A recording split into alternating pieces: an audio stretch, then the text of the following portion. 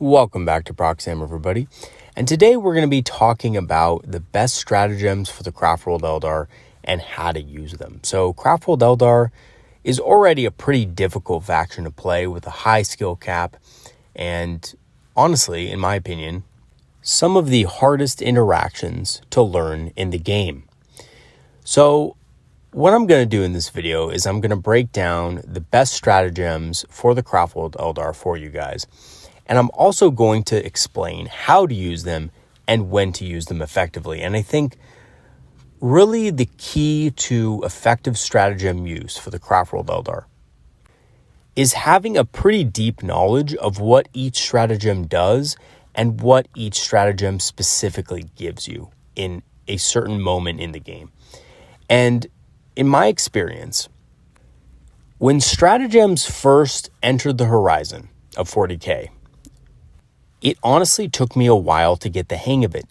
And again, I'm a veteran of this game and I'm a veteran of the Craftworld Eldar. So I can only imagine what kind of confusion is probably going through a new player's mind when he not only has to look at the Craftworld Eldar, which are, in my opinion, the hardest faction to play in the game, and I stand by that 100%, but also having to deal with all these stratagems in conjunction with psychic powers, unit abilities, and so forth.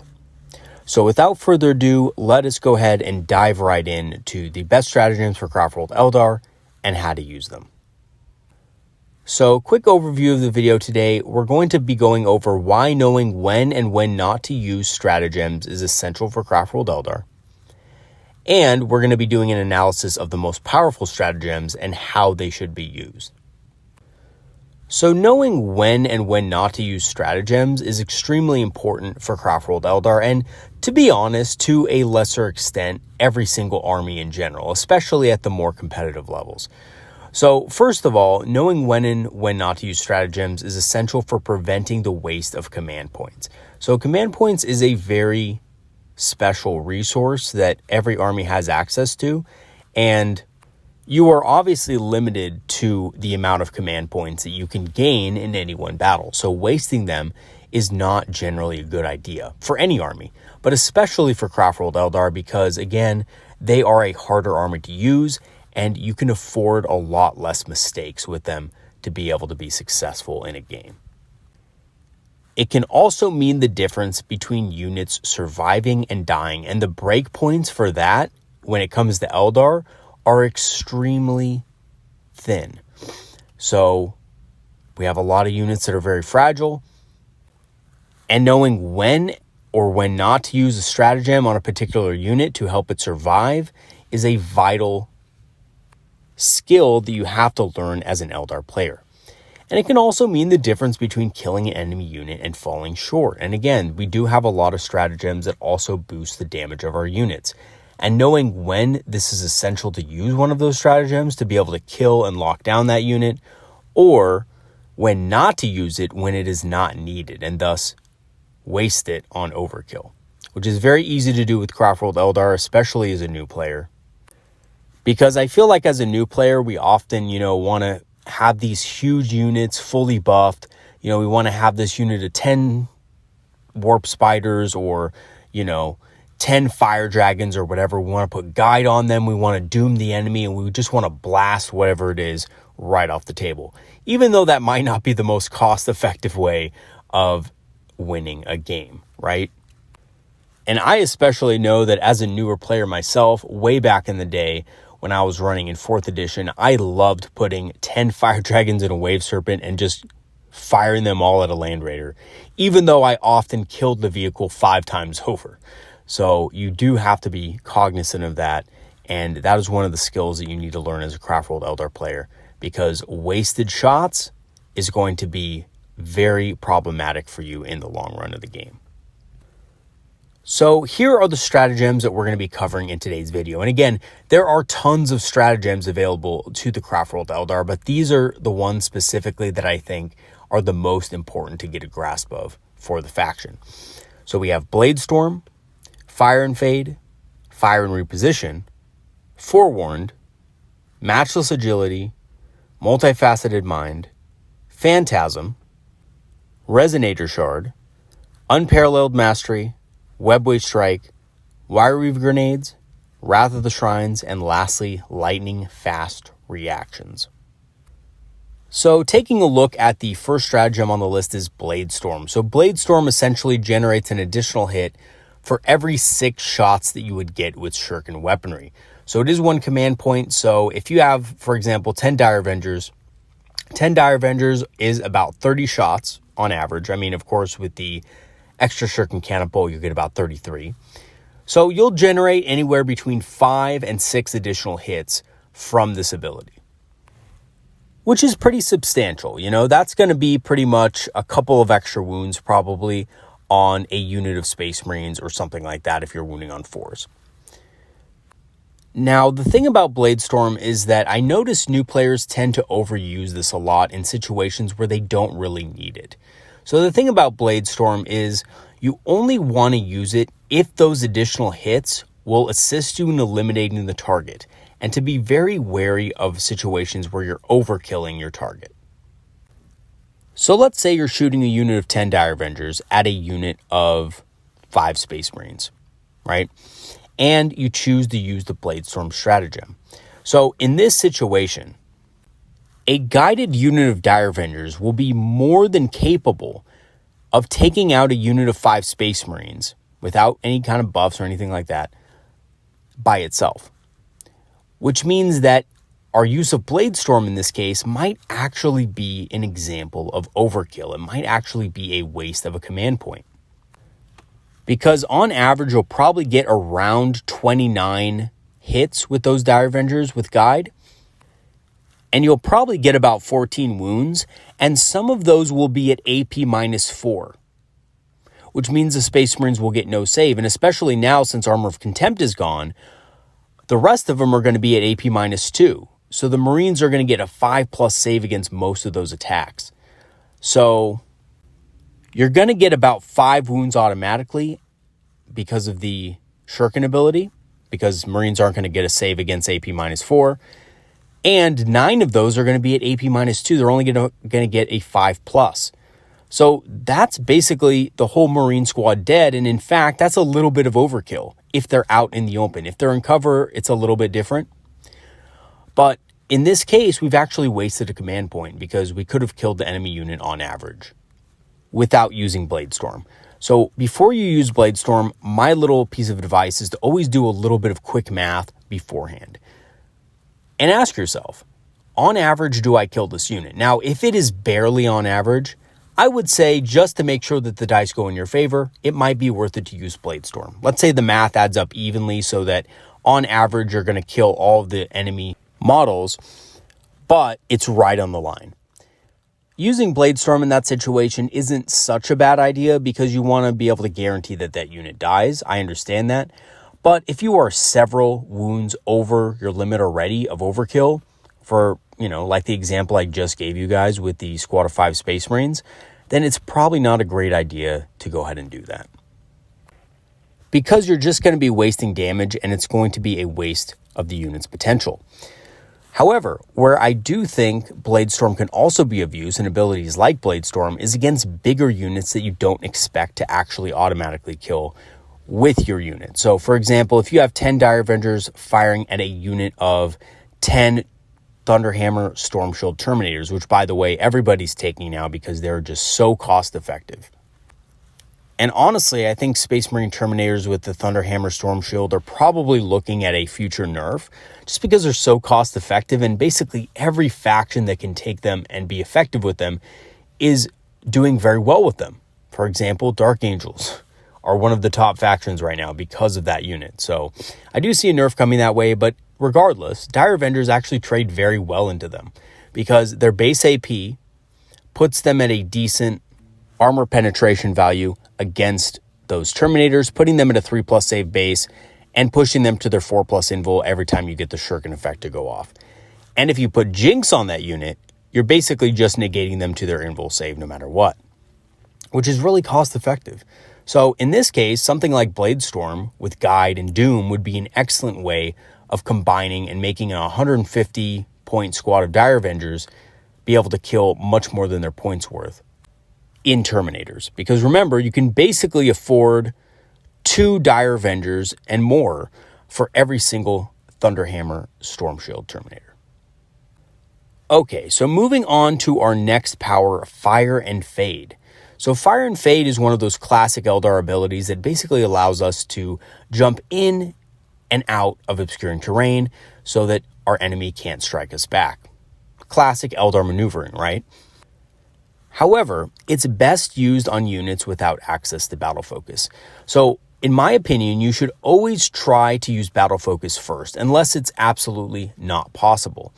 So the 7 inches that you get from Fire and Fade is excellent, but you don't want to be spending those 2 command points every turn if you don't have to on units that already have battle focus. And again, unless you have to get line of sight or something like that on a key target, you really don't want to have to do that if you have battle focus. So targets like Warwalkers, Fire Prisms, and support weapons are great targets as they don't have easy ways to get back behind terrain. I know that Fire Prisms have vectored engines, but that's only a once a game use. So after that, they do have to rely on things like Fire and Fade to pop in and out of obscuring terrain. And it is also typically too high value to be wasted on smaller units with low value. So for example, single Vipers, units of 5 Dire Avengers, etc. Except in one case. Now, this is a case where you want to get on an objective or you want to get into an enemy deployment zone early on with something like a Viper. So basically what you can do is with a Viper, after you advance and shoot, which by the way, all Vipers can do because they have a shuriken catapult. And a lot of players were complaining that they couldn't get the shuriken cannon anymore. And to be honest with you, in hindsight, I was one of those players myself. In hindsight though, I have to say the assault weapon is extremely useful for being able to pull stuff like this off.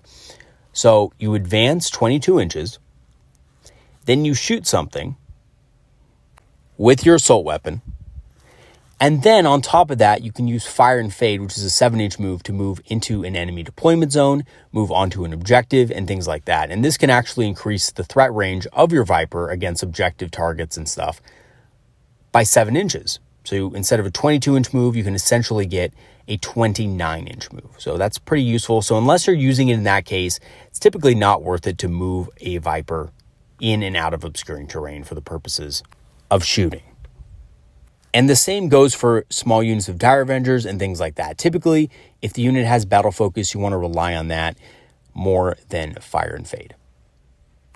So the next stratagem is called Fire and Reposition, and it kind of seems very similar to Fire and Fade. So basically, this allows an outcast unit to ignore the penalty for battle focusing through terrain. So normally, if you try to battle focus through terrain, you're going to be at a -3 modifier to your movement. However, if you use this stratagem, outcasts can battle focus through terrain at full speed. Now, honestly, this is one of those niche stratagems that you don't really use that much. I've found myself only using it a couple times myself with units of Rangers to get them behind terrain if I needed them to survive on an objective or something like that. But of course, that also depended on the objective placement and stuff like that. So it's really not used all that much. However, it is really great with Shroud Runners, and it's an awesome way to save command points when you need a Shroud Runner unit to move back behind obscuring terrain, but don't exactly want to use Fire and Fade, and don't want to risk rolling a low roll on a battle focus. So if you want to move into obscuring terrain, shoot, and then move back easily, you can use Fire and Reposition to do so, which is pretty cool. And even though it's not so great on Rangers, it's very situational on Rangers. If you are running Shroud Runners, and I know a lot of people are going to be running more Shroud Runners, keep this in mind because Shroud Runners also do benefit from this stratagem. So if you're ever in a position where you have some Shroud Runners in some cover and you want to battle focus through it and are worried about suffering the penalty, keep this stratagem in mind. And also, not for nothing, but if you do roll low on this, let's say that you spend the command point and you roll low, you can always use Matchless Agility to re-roll that battle focus dice. And honestly, that way you're still spending 2 command points, but you're not having to fully invest it right away. If you do get a good battle focus roll right off the bat, at least of a 2 or 3, you don't really need to worry about it that much. And the next stratagem is Forewarn. So Forewarn is an absolutely amazing defensive ability that Craftworld Eldar have access to. It's essentially like Auspex Scan, except a little bit better in that it has an 18-inch range. However, you do need to be within 12 inches of a Farseer. So this is also best used on high-impact units like D-Cannons, Warwalkers, or Shroud Runners. And if you're expecting enemy reinforcements, always keep a Farseer nearby these units so that they can shoot the enemy unit coming in from reinforcements. So in my experience, I love this ability as a deterrent tool. So this is a great tool. If your opponent has a lot of reinforcements, it's great to put your Farseer next to a unit of D-Cannons or Shroud Runners or both, so you have the option. And then whatever units your opponent tries to bring in, at least one of those units is going to be shot to pieces before it can actually engage. And especially when combined with things like Guide, this can make a unit of Shroud Runners extremely effective. So again, if you are going to guide a unit of 5 Shroud Runners and they come in with, let's say, a unit of 5 Space Marines jumping in, maybe they're Blood Angels and they have a decent chance of actually getting a charge off on your unit, you can shoot them with this, and then if they're still alive, you can always use that Wire Weave Grenade stratagem as well. However, even though this is a very powerful ability for high-impact units, like D-Cannons, like Shroud Runners, and stuff like that, it's wasted on less impactful units. Smaller units of Dire Avenger, for example, or combat-oriented units are typically not units you want to use this on, even if it's available. So, for example, if you have a unit of Striking Scorpions, and you are next to a Farseer and an enemy deep strikes next to you, honestly, I know it's something, it's 5 pistol shots, don't take it. I know it's a little more damage, but it's not going to do enough to be worth the command points. You might as well save the command points for that. So in other words, if you don't have a good high impact target to use Forewarned with, there's just really no point in doing it. You might as well, or I should say, you're better off just letting that small unit die than spending the CP on Forewarned. So let me give you a quick example of that. Because I played a recent game against Blood Angels. It wasn't that recent. It was in Nephilim. But they deep striked in range of a unit of Dire Avengers that had already taken damage. They'd already killed about 6 Dire Avengers. There was 4 left. I had the opportunity to actually use Forewarned. It was later in the game. But there was just no point because the Dire Avenger damage wouldn't have been enough to actually kill those Space Marines. So essentially, it just wouldn't have made any difference. And I knew that it wouldn't have made any difference. And because of that, I was able to save those 2 command points, use them later in the game for something more useful, rather than try to stop them with an amount of shots that I actually knew wouldn't have done much of anything. So you do want to have this ability available for higher impact units, but the lower impact units, it's probably not going to be as useful as you would think. And next up, we have Matchless Agility. So this allows you to reroll a battle focus roll, and this includes Warp Spiders. So Warp Spiders get a 2d6 battle focus. With Warp Spiders, you can actually reroll it with this Matchless Agility ability. So, obviously with this ability, you do want to keep this in mind for when you roll badly on your battle focus. Let's say you need a 2 or a 3 battle focus roll to get back behind terrain. You're going to want to use that to get back behind terrain for 1 command point. It's worth it every single time. Now, also though, in situations where you don't want to use this, let's say you need a 5 or a 6 battle focus roll to get back behind obscuring terrain. Although it might be worth it to reroll the dice to try to get that 5 or 6 to get you back behind obscuring terrain, you really only have a 55% chance of this succeeding with a 5+ reroll. So oftentimes you're better just saving the command point if your unit is in a position like that, and letting the unit be out in the open. I know that seems kind of, really sad for the Eldar unit involved. But if it is a high impact unit, you can always just go ahead and use Fire and Fade. So here's the other thing about this. If you choose to roll Battle Focus, you are no longer eligible to Fire and Fade. So what my recommendation would be is if you have a high impact unit that is 6 inches or 5 inches even away from being behind obscuring terrain, my advice would be just use the Fire and Fade. Don't bother with Matchless Agility because you probably won't get it. even with the reroll, your chances of getting back behind obscuring terrain from that far out is going to be a little bit difficult.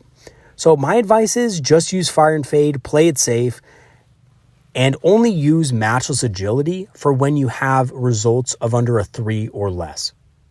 So for example, if a roll of a 3 would get you behind obscuring terrain, my advice would be use Matchless Agility and Battle Focus. If it wouldn't, if it's a 4, 5, or 6, you're probably better off going with Fire and Fade. I guess if you really need to, having a 75% chance of getting back behind terrain with a 4-up reroll isn't bad, but it's just not guaranteed, right? Or it's at least not as guaranteed as a 3-up reroll would be. So again, my advice with Matchless Agility is just use it for really bad rolls. If you're expecting your unit to go 6 inches with a Battle Focus, don't expect that, right? Don't re-roll it for that. It's not worth it. You're probably not going to get it, and it's just going to end up being a waste of command points. And just a quick word to the wise, also make sure you put your units as far out of terrain as it takes to draw a line of sight, but only as far as that. So don't move them out fully as far as they can go. Only move them out as far as it takes to draw a line of sight to your target. That way, Battle Focus rolls to get back behind obscuring terrain will be much easier to make.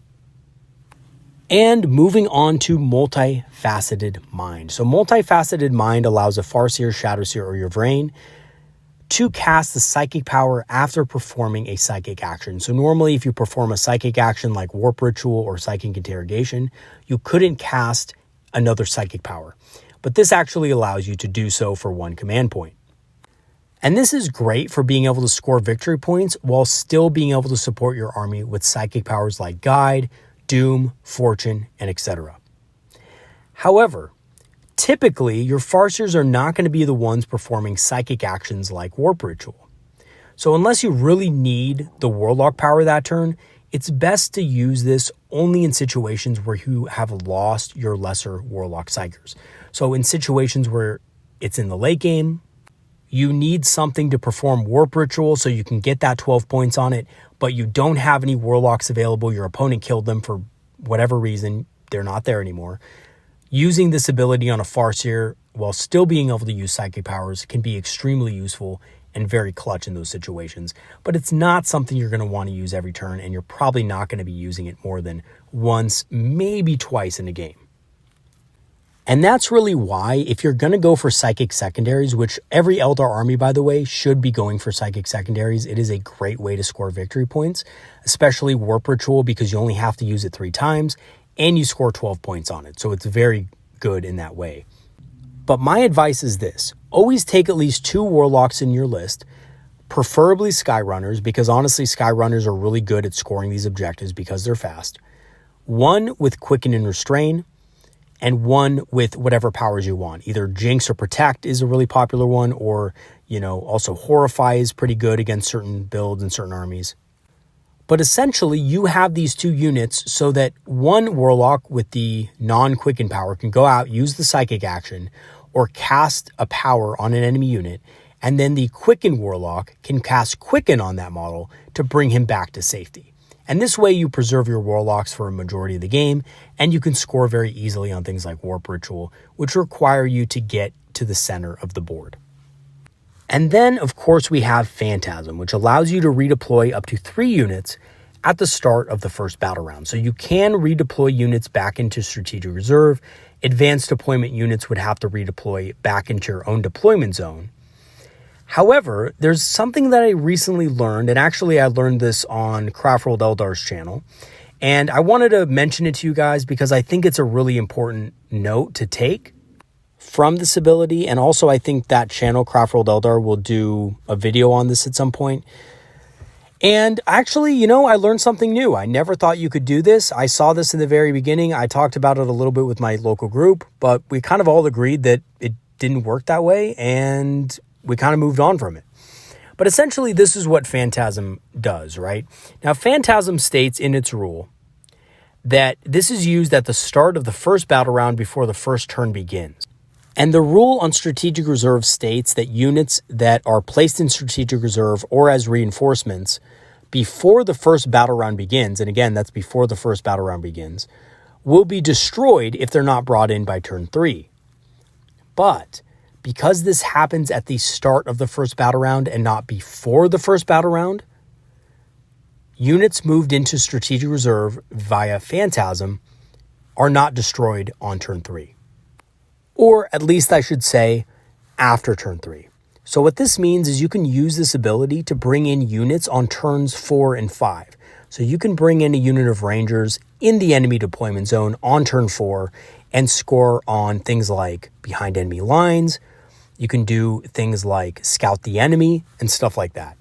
So this is potentially a really powerful ability, and I think that this probably needs a little bit more attention because I don't know if many players know about this.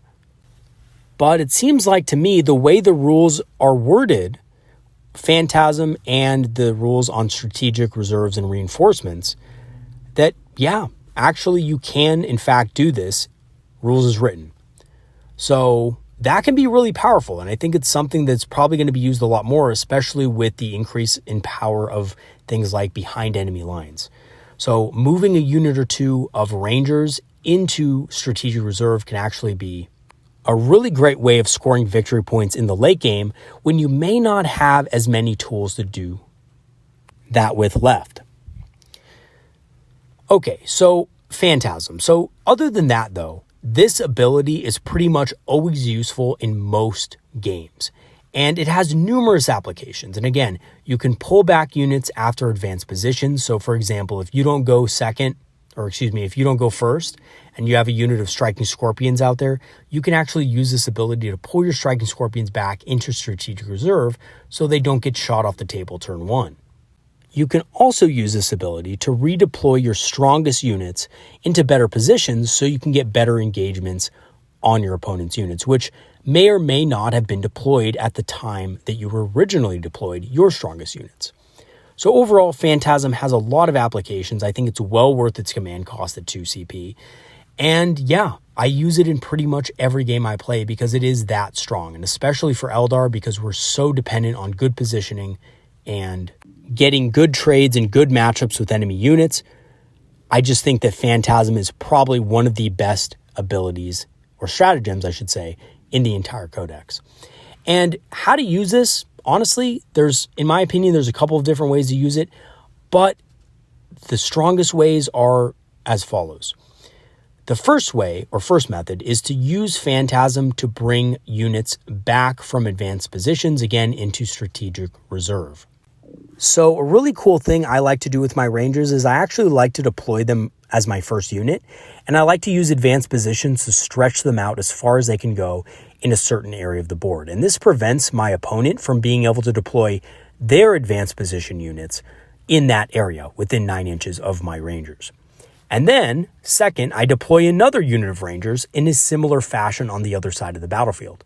So what this creates is a situation where even if your opponent has advanced positions, unless they are able to set up their unit first, you're going to be blocking their abilities from being able to be activated, which is insanely powerful.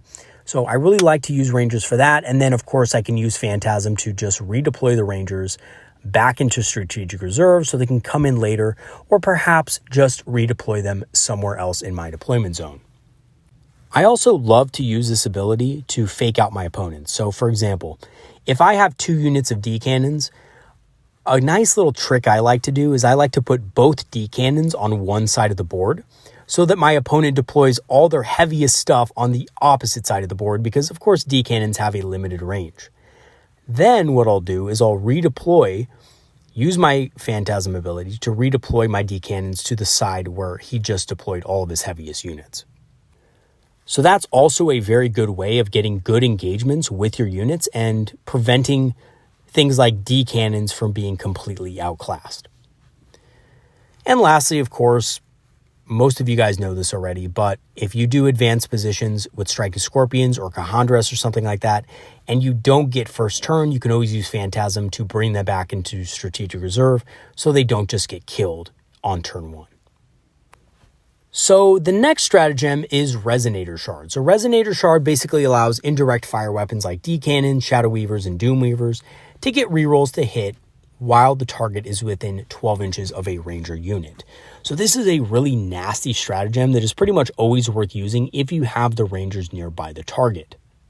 So I've found the most success using this with things like D cannons and Shadow Weavers because you are going to be affected by the indirect fire nerf. So you're going to be usually hitting on 4+. So essentially what this allows you to do is re-roll those hits. And again, D cannons and Shadow Weavers cannot benefit from guide.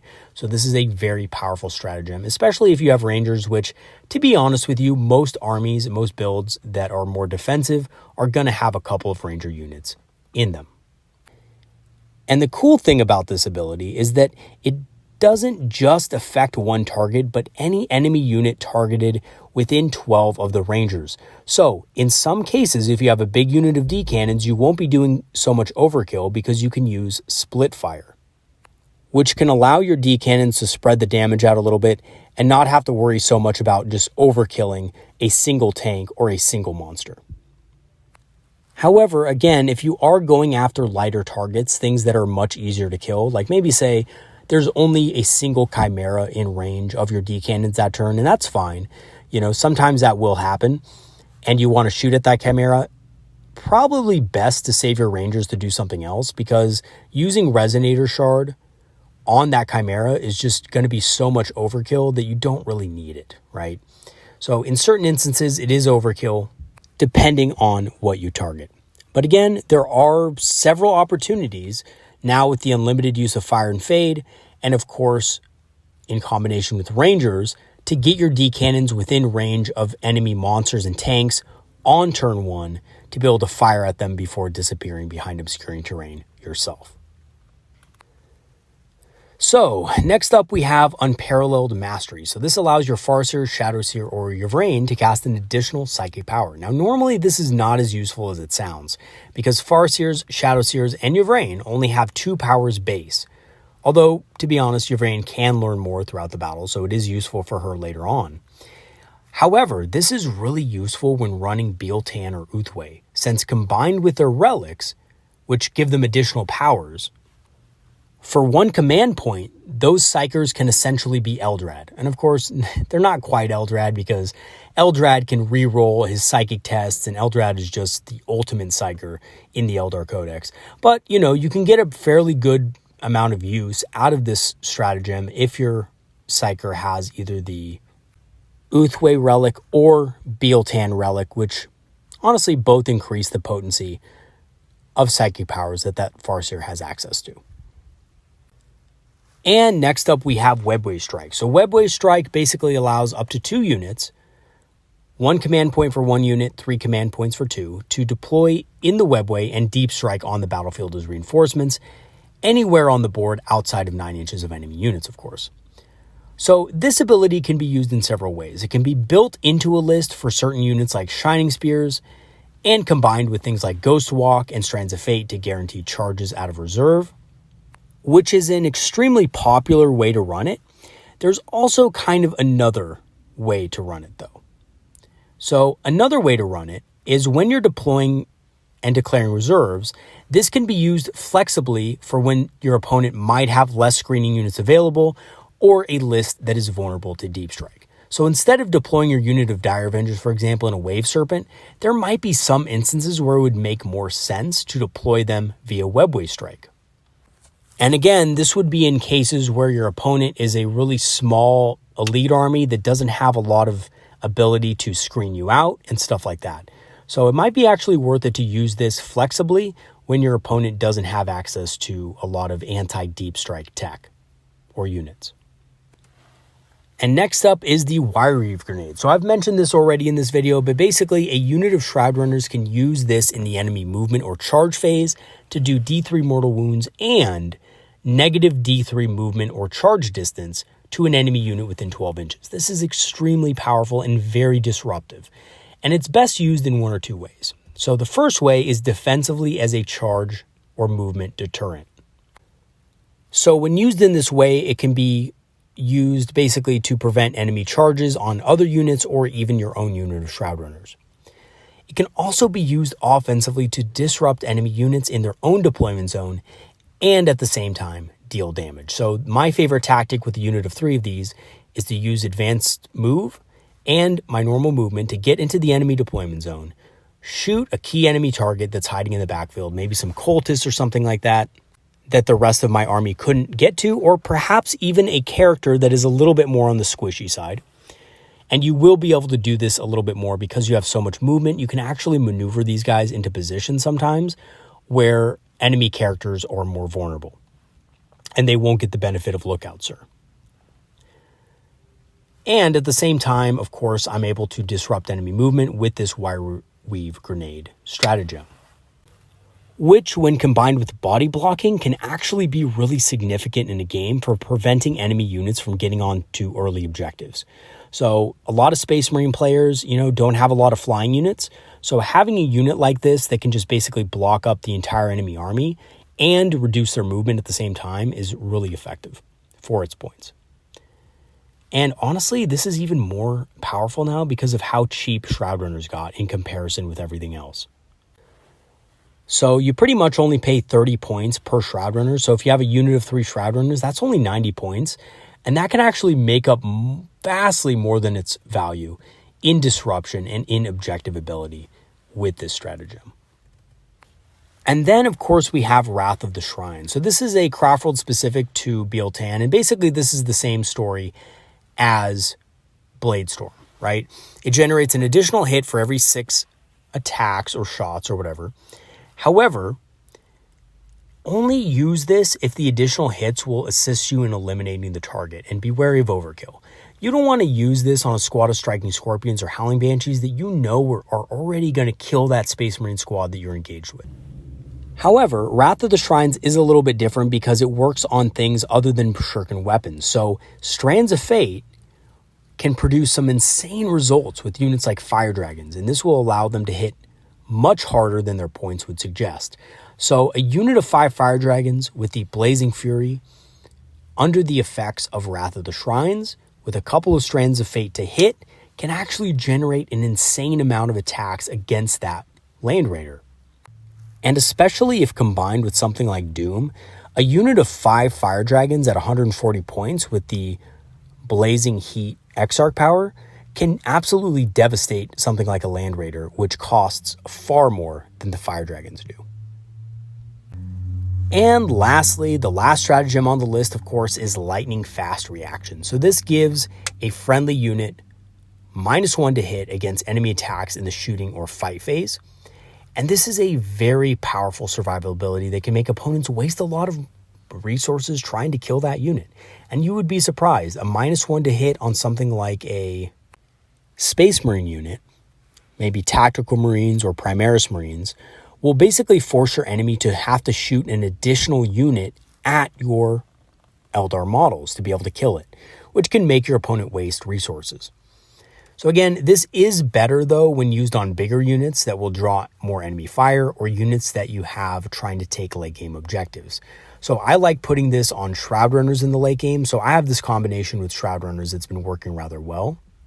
In my Uthway list, which is probably the only type of list besides Children of Prophecy, Far-Flung Craftworlds, that can get away with doing something like this. So basically, you cast Conceal, you cast Protect, and you cast Fortune on a unit of Shroud Runners, and you put them on an objective in No Man's Land in the late game. So basically, this gives them a 1-up armor save. It gives them a 5+ Feel No Pain with Fortune. And because they're Uthway, they have a 6+ Invulnerable save, which is, not the best, but it does help you against high impact attacks that would normally ignore your armor. And then on top of that, you throw lightning fast reactions on this unit, and it just becomes so tanky. These guys, again, Shroud Runners have 3 wounds apiece, toughness 4, which isn't the best, but that's 15 wounds that your opponent has to deal to you to be able to kill you. And here, get this. The Shroud Runners bases are actually so big. They're a little bigger than normal jet bike bases. And they're actually so big that you can cover a large part of the objective. So unless your opponent basically kills all of them, they're going to have a really hard time to get on that objective. And on top of that, the other cool thing is if your opponent tries to charge into your Shroud Runners to ignore your, cover bonuses and stuff like that, you can always use the Wire Weave Grenade stratagem to reduce their charge distance and perhaps even throw in an Overwatch if you have the extra command points, which shouldn't be too hard in Uthway list because, again, Uthway runs a lot of Fateful Divergence for that extra command point per turn. So this is a very powerful ability, especially when combined with other defensive buffs. Now, my advice, though, is do not use it when the unit would be mathematically overkilled anyway. So if you're facing down something like an Eradicator unit, and maybe we're talking about, they're maybe targeting a Viper or something like that, there is absolutely no point in using that. Your Viper is dead. Just sacrifice it, accept its fate. It has done its job, and it's going the way of Unneed. Just let it go to Unneed, because that's basically what it's going to be doing anyway, even if you use lightning fast reactions. So don't use it on units that are going to be overkilled. I know it's sometimes a really tempting thing to try to save every single unit that you can whenever you can, but this will often leave you with less resources at the end of the game when you need them the most. Alrighty, so that wraps up the stratagems, and in conclusion, knowing when and where to use Craftworld Eldar stratagems can be difficult to learn, as many of them are deceptively situational. I mean, things like Bladestorm, where you wouldn't think it's that situational, are actually a little bit more situational than you might think, because again, sometimes it's just not needed. However, when used at the right moment or in the right combination, they can be absolutely devastating. And as a result, they can give your opponent a much harder time dealing with your army. Things like Phantasm, Forewarned. These powers are extremely potent in the right hands. All right, everybody, that's going to be it for today's video. I hope you guys enjoyed this one. I will see you guys next time. As always, thank you so much for watching. There is more content to come. I will update you guys when that's going to come out. It's probably going to come out on Monday. I have a subscriber-inspired list that I want to do a video on. And honestly, we might do more subscriber-inspired videos. If you guys like that kind of content, we can definitely do that on this channel more often. Also, if you do have a comment, please leave it in the comment section. I'd love to hear your guys' feedback on this and just general ideas about stratagems and which ones you like to use and in which combinations. Also, just one last thing before I go today, I do have a Patreon link in the description if you do want to support the channel. Totally optional, of course. All this content is going to come at you for free.